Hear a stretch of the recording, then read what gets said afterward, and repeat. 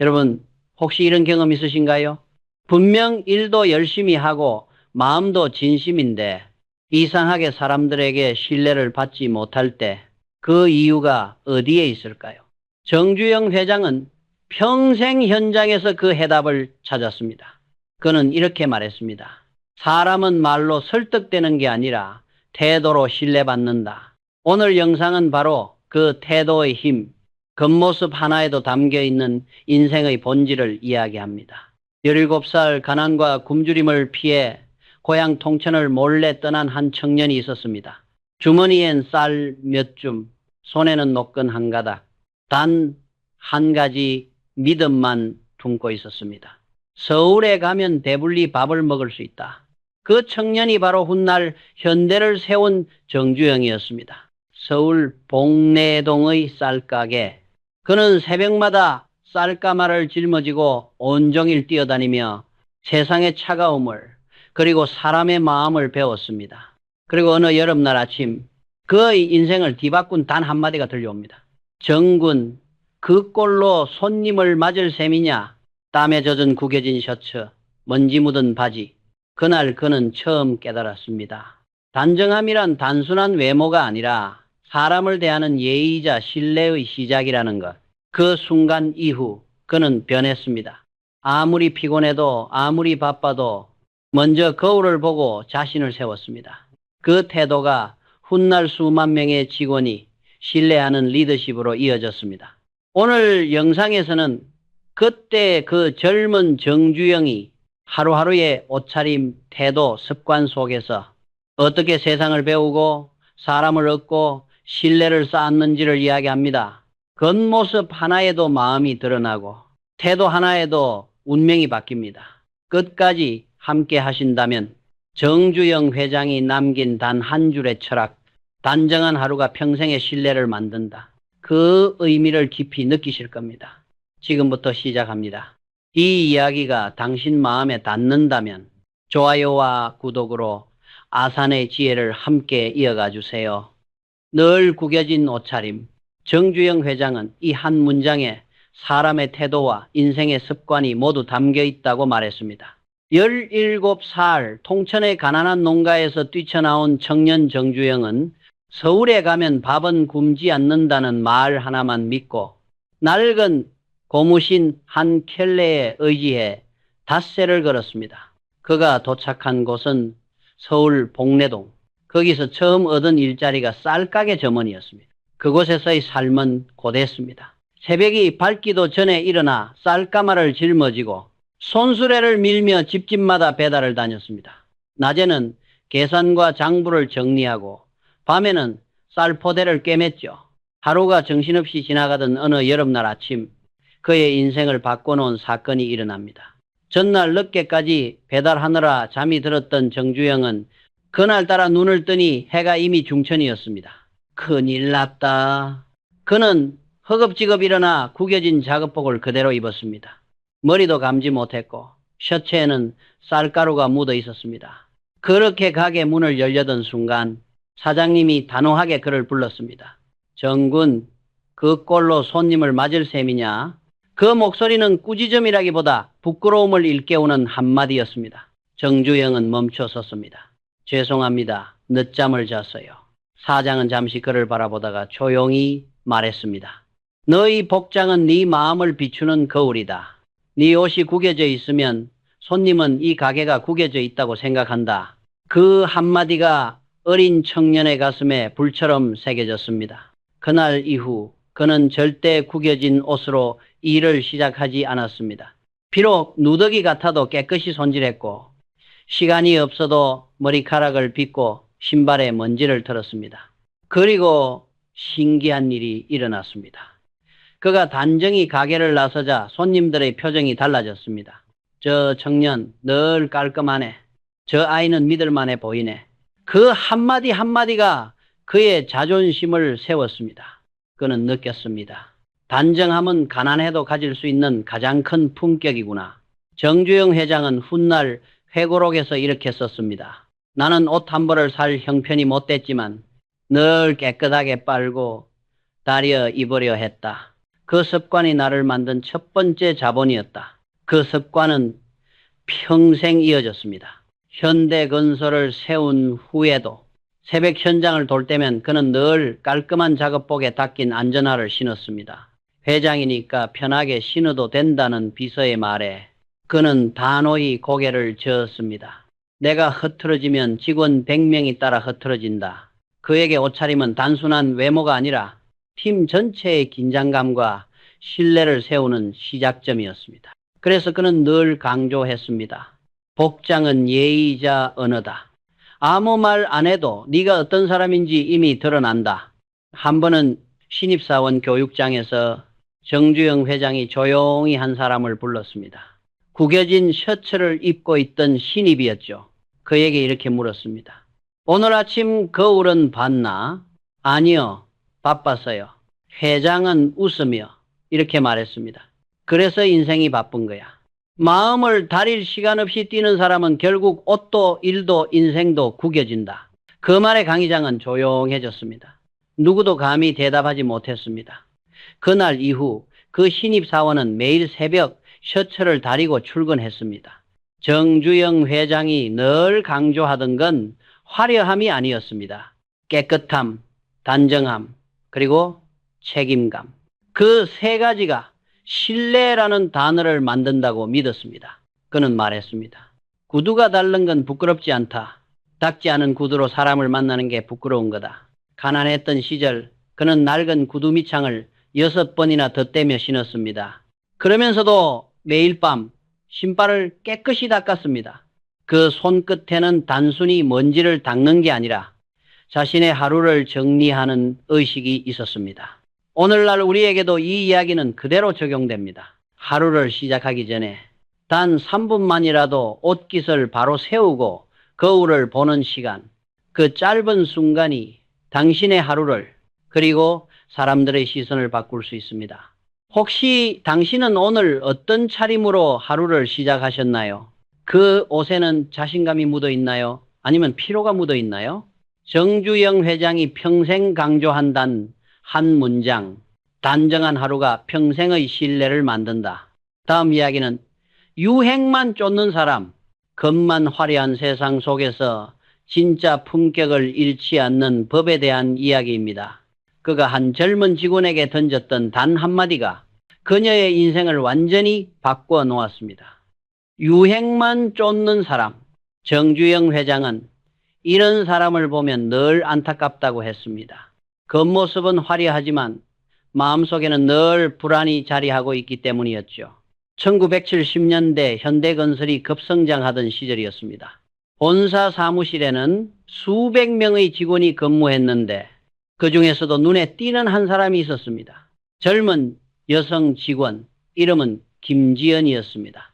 그녀는 언제나 최신 유행의 옷을 입고 잡지에서 갓 나온 헤어스타일을 따라 했습니다. 매일 새로운 옷, 매달 새로운 가방, 그녀의 책상 위엔 늘 향수와 화장품이 놓여 있었습니다. 주변에서는 그녀를 보며 센스가 좋다, 참 세련됐다는 말을 아끼지 않았습니다. 하지만 정주영 회장은 그런 김지연을 유심히 지켜보고 있었습니다. 그는 늘 사람의 옷보다 그 옷을 입은 태도를 보았기 때문입니다. 어느 날 아침이었습니다. 김지연은 출근하자마자 화장실로 들어가 거울 앞에서 머리카락을 다듬고 화장을 고쳤습니다. 점심시간에도 손거울을 꺼내 화장을 고치고 퇴근 전에도 유리창에 비친 자신의 모습을 확인했습니다. 그리고 동료들과 대화를 나눌 때면 주제는 늘 옷, 머리, 신발, 가방 이야기뿐이었습니다.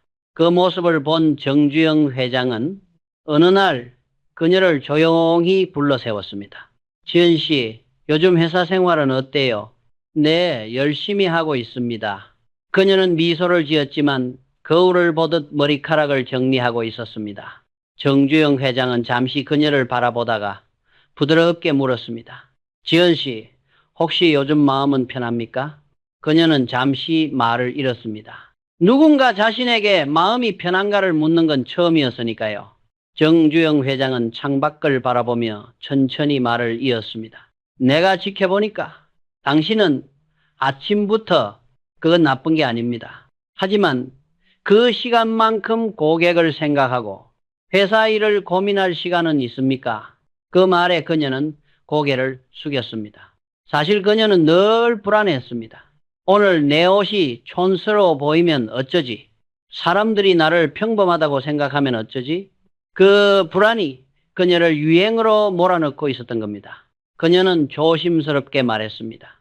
회장님, 사실 저는 사람들이 저를 멋지다고 말하지 않으면 왠지 자신이 없는 것 같아요. 그래서 늘 새 옷을 사야 안심이 됩니다. 정주영 회장은 미소를 지으며 고개를 끄덕였습니다. 그리고 한참 후 이렇게 말했습니다. 지연 씨, 유행은 바람 같아요. 잡으려 하면 도망가고 기다리면 스쳐 지나갑니다. 사람의 진짜 품격은 유행을 따르는 게 아니라 자기 일을 진심으로 하는 데서 나옵니다. 그녀의 눈에 눈물이 고였습니다.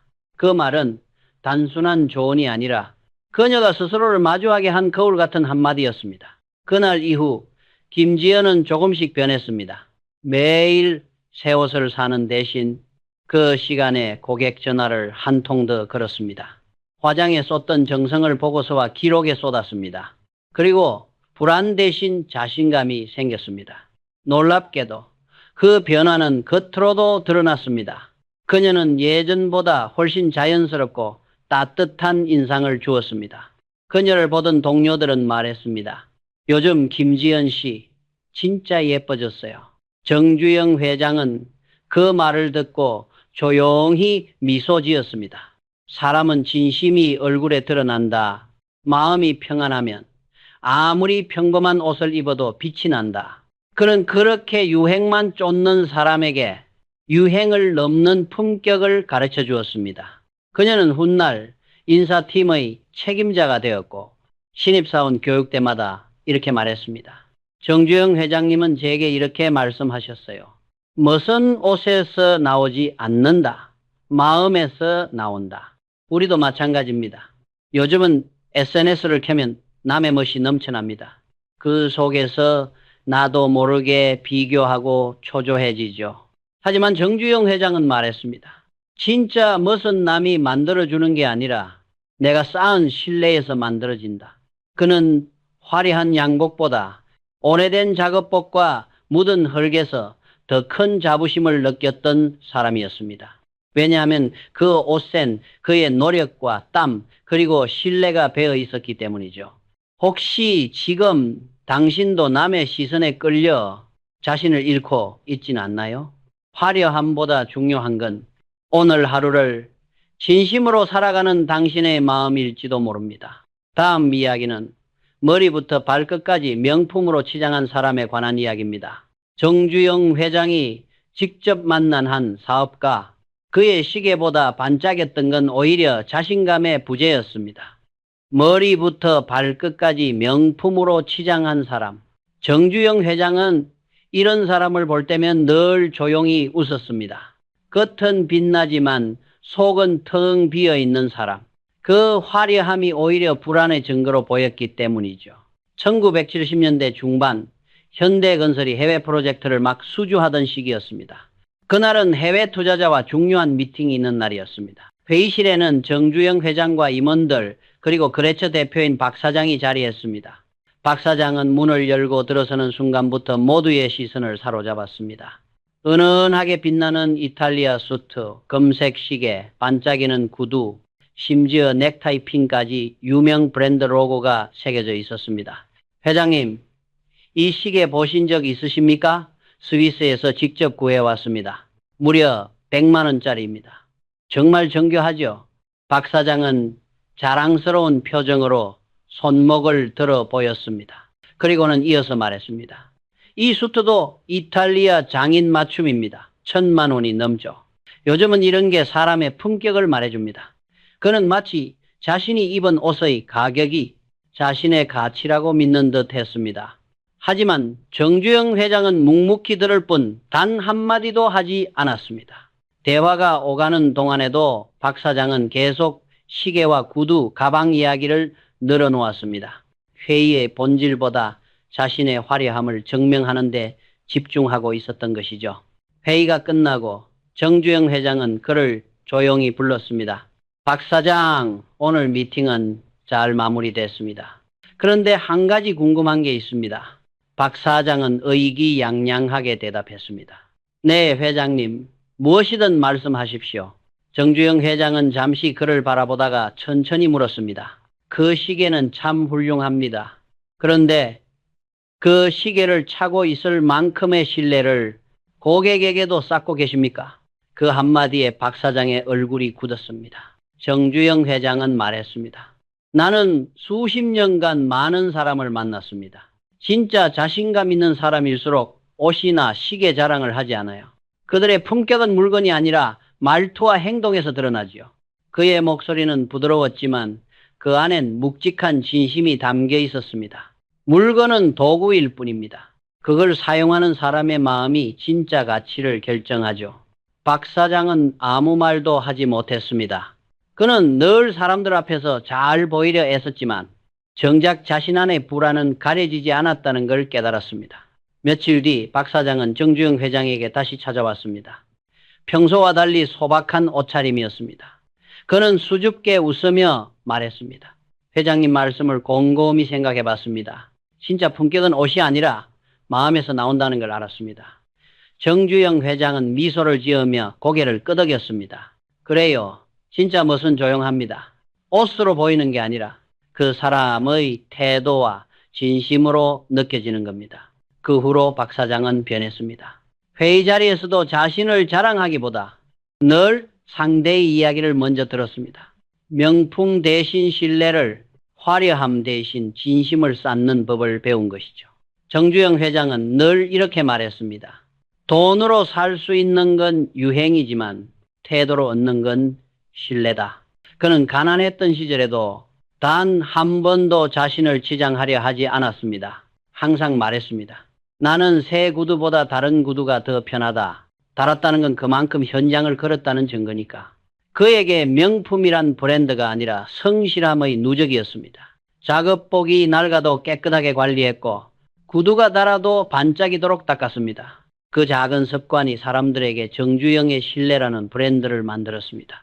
지금 이 순간에도 많은 사람들이 겉으로 보이는 화려함에 자신을 맞추며 살아갑니다.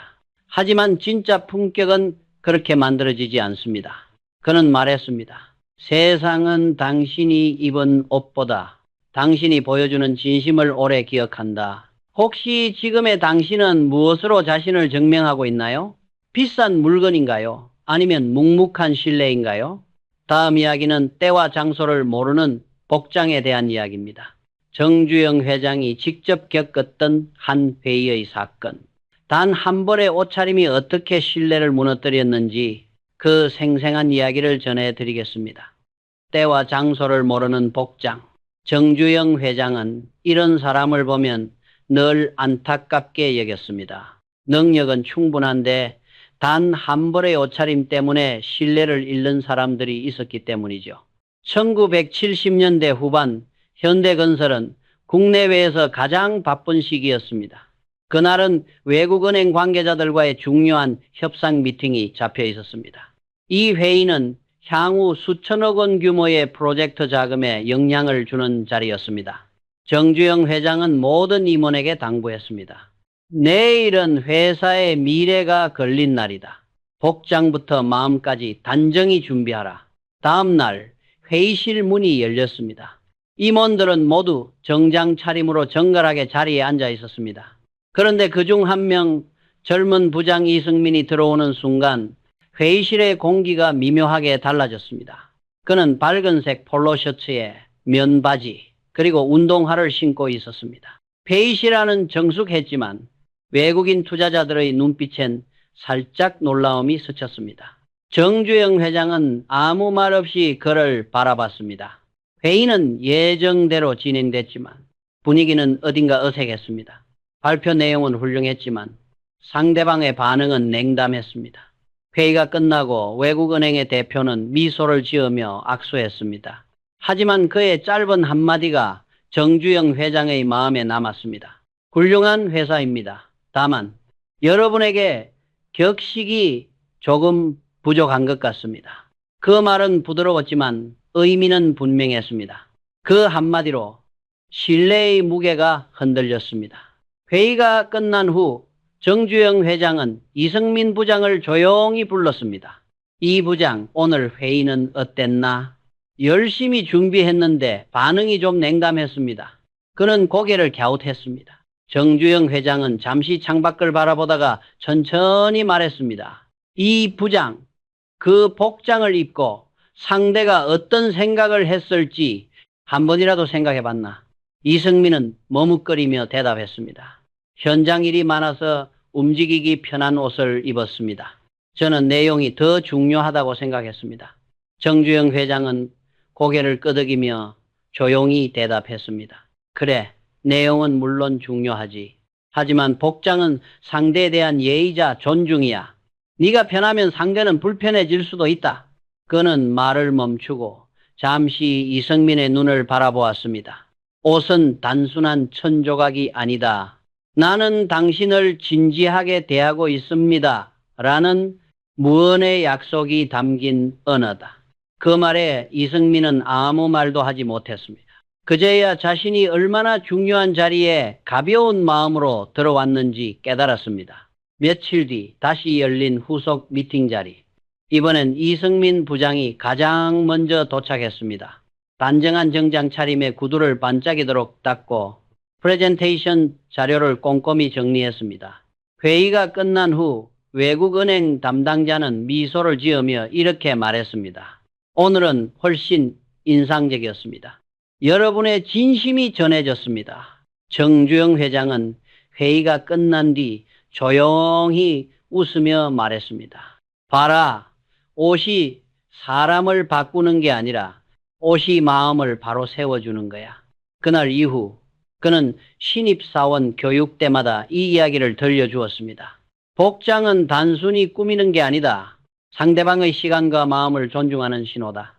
그는 늘 말했습니다. 때와 장소를 구분할 줄 아는 사람은 이미 일의 반을 이룬 사람이다. 실제로 정주영 회장은 현장에서는 누구보다도 자유롭고 실용적인 복장을 했습니다.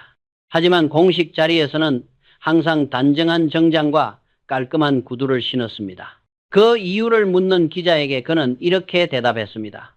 현장은 흙이 묻는 곳이고 회의장은 신뢰를 쌓는 곳이다. 같은 옷으로 두 곳을 오가는 건 무례다. 그에게 옷차림은 단순한 스타일이 아니라 상황에 맞게 사람을 대하는 태도였습니다. 그는 믿었습니다. 세상은 실력으로 설득되지만 예의로 기억된다. 이 이야기를 들은 한 직원은 이렇게 말했습니다. 그날 이후로 회장님 말이 머릿속에 밝혔습니다. 회의 전엔 꼭 거울을 보고 마음까지 단정히 합니다. 지금의 우리에게도 같은 말이 통합니다. 직장에서, 미팅 자리에서, 혹은 일상 속에서 복장은 결국 나의 태도를 보여주는 언어입니다. 단정한 옷차림 하나로 신뢰가 쌓이고 그 신뢰가 인생을 바꿀 수도 있습니다. 다음 이야기는 비싼 옷을 입었는데 전혀 어울리지 않는 사람에 관한 이야기입니다. 정주영 회장이 직접 마주했던 한 영업사원의 행동. 그의 옷값보다 더 눈에 띄었던 것은 품격의 결핍이었습니다. 비싼 옷을 입었는데 전혀 어울리지 않는 사람. 정주영 회장은 이런 사람을 보면 늘 안타깝게 말했습니다. 겉은 금인데 마음은 아직 녹슬지 않았나. 그는 수많은 사람을 만나면서 품격이 없는 부가 얼마나 위험한지를 똑똑히 보았습니다. 1980년대 초 한창 해외 사업이 확장되던 시절이었습니다. 그날은 한 영업부장이 새 프로젝트 보고를 하러 본사로 올라왔습니다. 그의 이름은 박태수. 언제나 자신감 넘치고 말솜씨도 좋은 직원으로 유명했습니다. 하지만 그날의 그는 달랐습니다. 문을 열고 들어온 순간부터 시선이 쏠렸습니다. 빛나는 명품 정장, 검장시계, 반짝이는 구두, 모두가 속으로 생각했습니다. 오늘은 무슨 큰 계약이라도 땄나? 그는 의자에 털썩 앉으며 말했습니다. 회장님, 이번 거래 성사됐습니다. 이 수트요, 그 기념으로 맞춘 겁니다. 이탈리아에서 직접 입가엔 자신감이 넘쳤습니다. 하지만 그 순간 정주영 회장의 눈빛이 잠시 흔들렸습니다.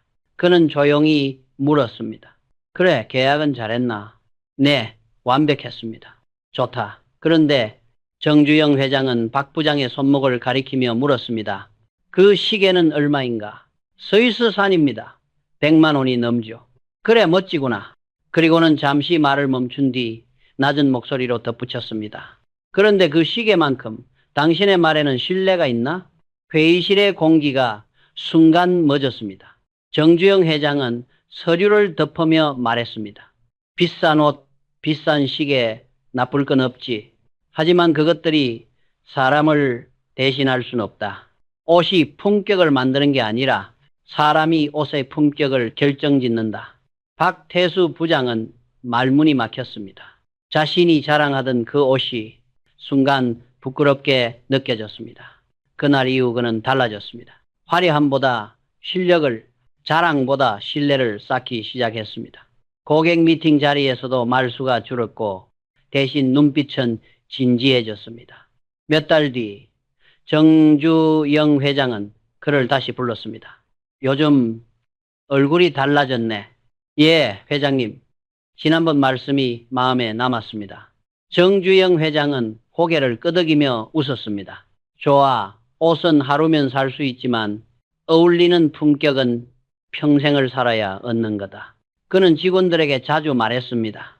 비싼 옷을 입어도 불편하면 그건 네가 오세지는 거다. 반대로 값싼 옷이라도 편하다면 그건 네가 삶을 이긴 거야. 가난했던 시절에도 그는 옷을 허투루 입지 않았습니다. 기름에 찌든 작업복이라도 항상 세탁했고 구두는 달아도 반짝이도록 닦았습니다. 그가 입은 옷에는 언제나 책임의 냄새가 배어 있었습니다. 정주영 회장은 말했습니다. 품격은 비싼 데서 오는 게 아니다. 깨끗한 마음, 정직한 태도, 그게 진짜 멋이다.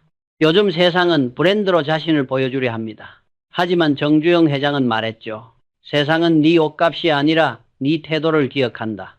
혹시 당신도 오늘 남에게 잘 보이기 위해 너무 많은 걸 걸치고 있지 않나요? 그가 남긴 한마디를 기억해 보세요. 비싼 옷보다 더 빛나는 건 단정한 마음이다. 눈에 띄지 않지만 세세한 부분이 아름다운 사람. 정주영 회장은 이런 사람을 보면 꼭 직접 이름을 불러 칭찬했습니다. 왜냐하면 보이지 않는 것을 신경 쓰는 사람이야말로 진짜 일을 아는 사람이라고 믿었기 때문이죠. 1970년대 후반 울산 조선소가 한창 바쁘던 시절이었습니다. 새벽부터 밤늦게까지 용접 소리와 철판 부딪히는 소리가 멈추지 않던 그 현장. 정주영 회장은 어느 날 예고 없이 조선소를 찾았습니다. 그는 늘 말했죠. 현장은 보고서보다 정직하다. 그날 그는 천천히 공장을 둘러보다가 한 청년을 눈여겨보게 되었습니다. 이름은 정민수, 입사 3년 차의 젊은 용접공이었습니다. 그는 다른 직원들과 똑같은 작업복을 입고 있었지만 뭔가 달랐습니다. 그의 작업복은 낡았지만 깨끗했고 구두 대신 안전화를 신었지만 반짝이도록 닦여 있었습니다. 작업대 주위는 언제나 정돈돼 있었고 도구 하나, 볼트 하나도 흐트러짐이 없었습니다. 심지어 쓰레기통까지 말끔히 비워져 있었습니다. 정주영 회장은 잠시 멈춰 그를 지켜봤습니다.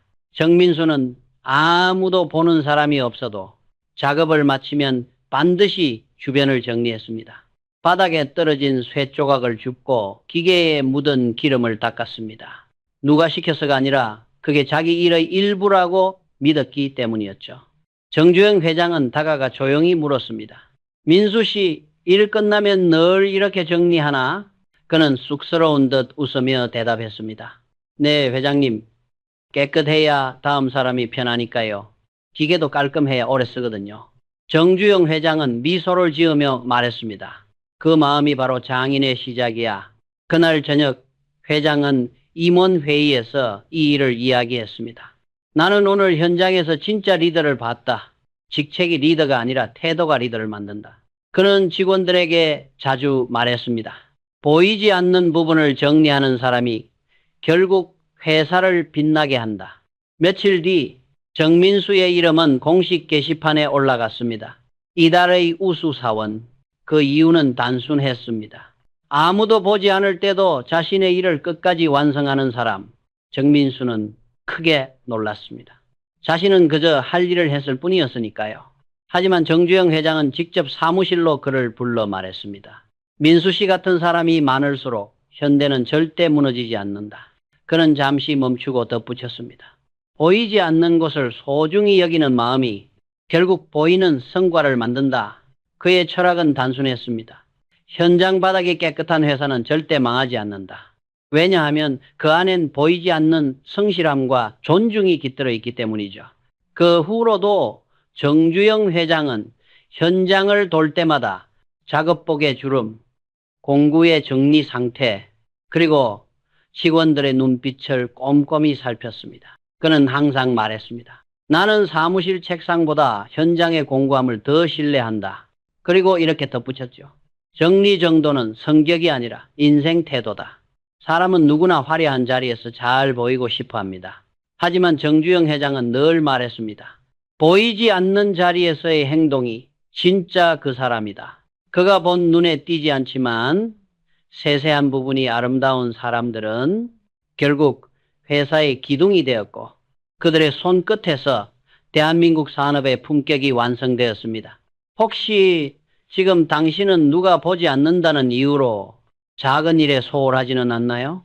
정주영 회장은 말했습니다. 누가 보지 않을 때도 정성을 다하면 세상은 반드시 그걸 알아본다. 다음 이야기는 뒷모습에서 진심이 드러나는 사람에 관한 이야기입니다.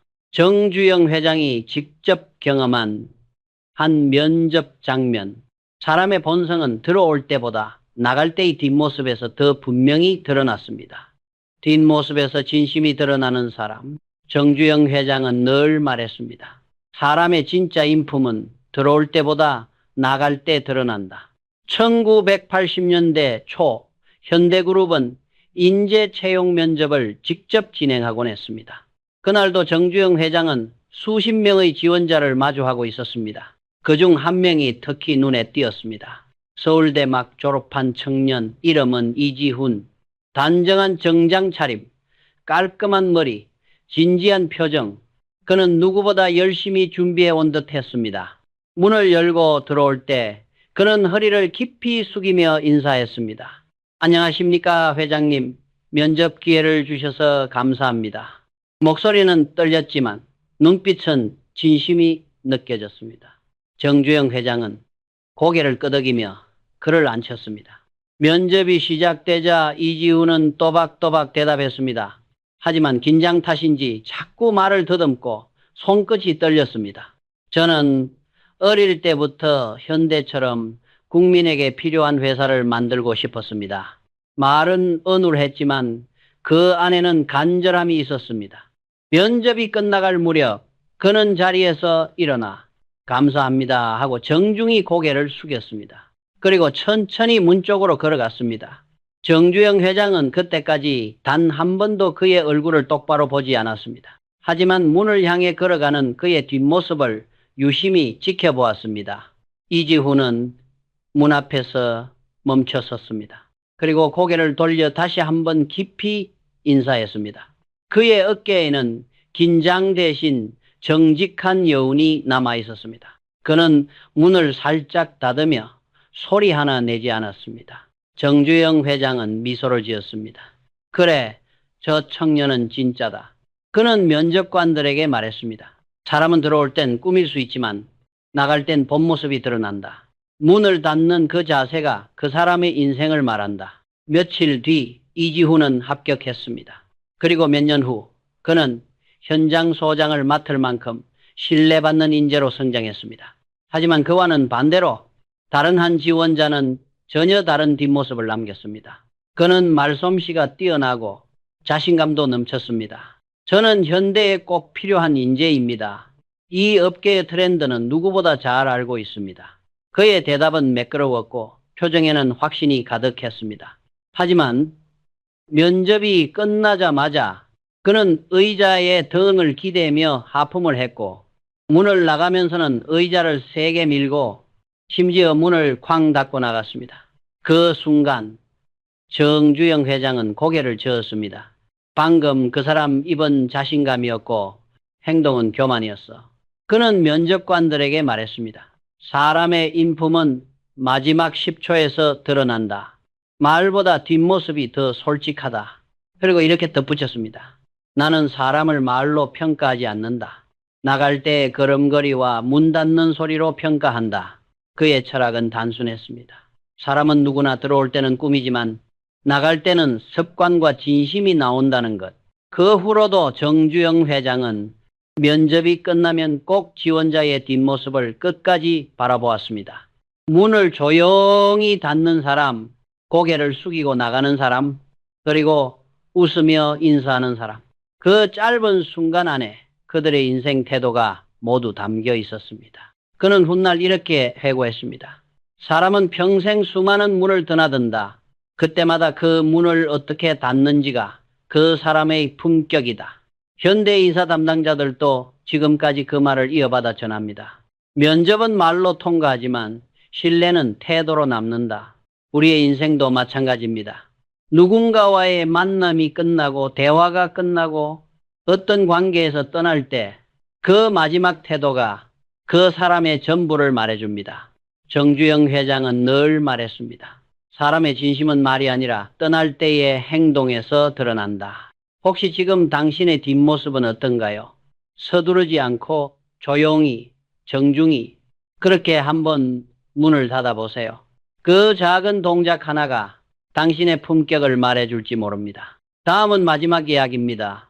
옷차림은 마음을 비추는 거울이다. 정주영 회장이 평생 강조했던 그 한 문장, 그의 삶과 철학이 모두 담긴 마무리로 이어집니다. 옷차림은 마음을 비추는 거울이다.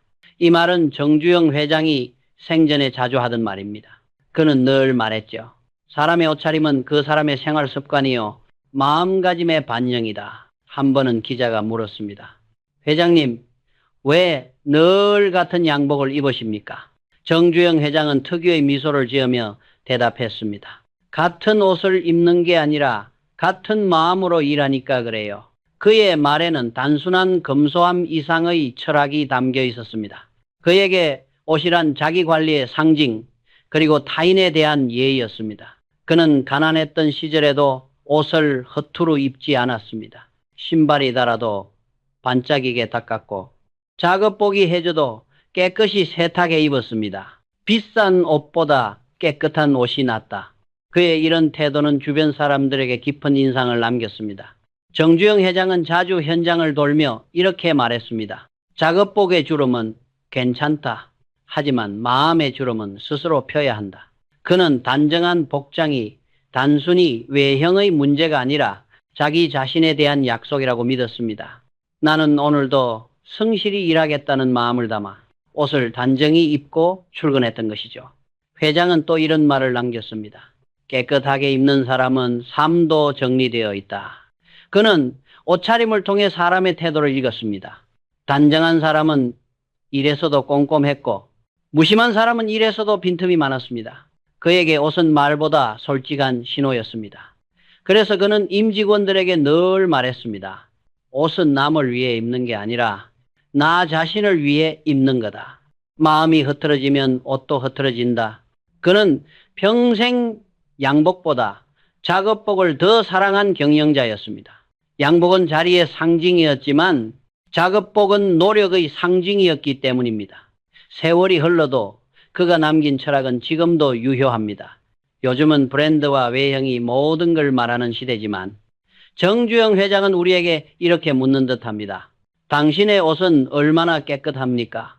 그리고 그 마음은 얼마나 단정합니까? 그는 말했습니다. 보이지 않는 것을 가꾸는 사람은 결국 보이는 곳에서도 빛이 난다.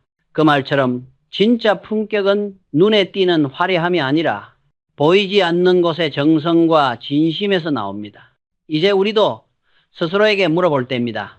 매일 아침 거울 앞에서 그저 옷을 고르는 대신 오늘 나는 어떤 마음으로 이 옷을 입는가? 스스로에게 물어보세요. 정주영 회장은 이렇게 마무리했습니다. 옷차림은 마음의 거울이다. 그 거울이 깨끗하면 인생도 투명해진다. 오늘 영상 어떻게 느끼셨나요? 당신은 어떤 옷차림이 진짜 나를 보여준다고 생각하시나요? 댓글로 남겨주세요. 깨끗한 옷이 중요하다고 생각하시면 아산정신, 단정한 마음이 더 중요하다고 느끼신다면 마음의 거울이라고 댓글로 써주세요. 이 영상이 마음에 닿았다면 좋아요와 구독으로 함께 걸어가요. 당신의 일상이 조금 더 따뜻하고 단정해질 수 있도록 저희는 매일 아산의 지혜를 전해드리겠습니다.